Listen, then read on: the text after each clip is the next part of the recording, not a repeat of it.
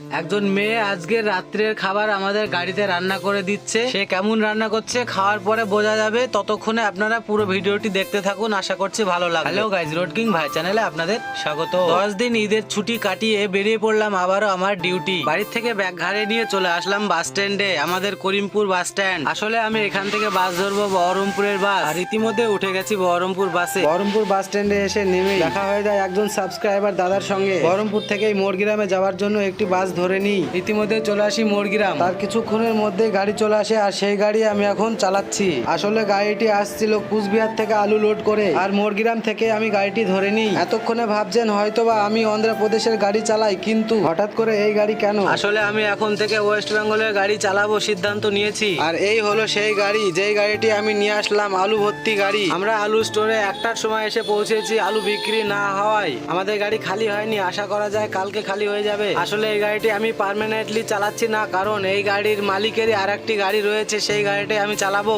আমাকে যে গাড়িটি চালাতে হবে সেই গাড়ির নতুন কেবিন বডি হচ্ছে, সেই জন্যই আমাকে কয়েকদিন এই গাড়িটি চালাতে হবে। যতদিনে গাড়ি রেডি না হচ্ছে ততদিন এই গাড়িটি চালাতে হবে। আমার চ্যানেলে যদি কেউ নতুন হয়ে থাকো তাহলে সাবস্ক্রাইব করে নেবে, আর পেজ থেকে দেখলে ফলো করে নেবে। যেহেতু আমাদের গাড়ি আজকে খালি হলো না, তাই রান্না বাড়া করতে হবে কিছু খাওয়ার জন্য। আর ইতিমধ্যে রান্না করার ব্যবস্থা শুরু হয়ে গেছে, এবং রান্না করাও শুরু করে দিয়েছে আমার হেল্পার। আর ও এত সুন্দর রান্না করে যে মেয়েরাও পারবে না ওর রান্নার কাছে হার মেনে যাবে, আর একদম মেয়েদের মতোই রান্না করে। আমাদের ভিডিওটি যদি একটু ভালো লেগে থাকে তাহলে লাইক কমেন্ট শেয়ার করতে ভুলবেন না। আজকের মিনি ব্লগটি এই পর্যন্তই, দেখা হচ্ছে পরের ভিডিও। ভালো থাকবেন, সুস্থ থাকবেন, ধন্যবাদ।